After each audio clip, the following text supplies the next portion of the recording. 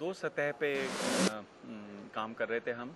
पहली सतह में तो ये कि जो नीति निर्धारक हैं और जो प्रबंधक हैं और जो शासन का एक वरिष्ठ वर्ग है, उसका ध्यान खींचना, इस उत्तराखंड राज्य में जो ये गतिविधियां हो रही हैं उनका उसकी विविधता को उनके सामने दर्शाना। और दूसरा था कि जो उद्यमी हैं या एनजीओ हैं, संस्था हैं जो काम कर रही हैं, उनको प्रशिक्षण अभ्यास भी देना।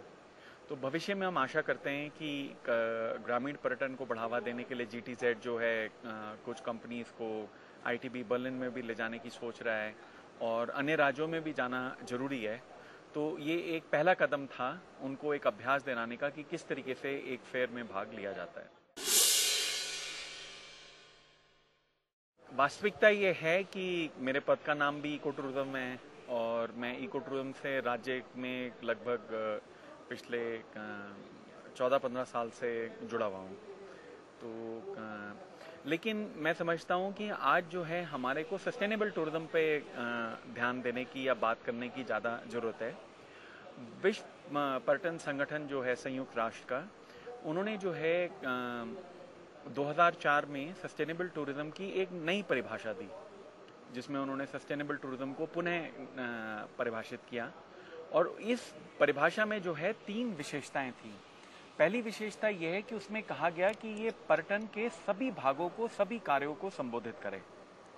तो ऐसा नहीं है कि इको टूरिज्म तो ऐसा हो गया था ना, जैसे इको टूरिज्म एक टूरिज्म इंडस्ट्री का एक छोटा सा टुकड़ा हो गया। लेकिन सस्टेनेबल टूरिज्म जो है वो नहीं, पर्यटन की कोई भी गतिविधि है, कहीं पे भी है, किसी भी प्रकार की उसके कोई भी प्रोसेस हैं, तो सब में सस्टेनेबिलिटी के इशू को संबोधित करें।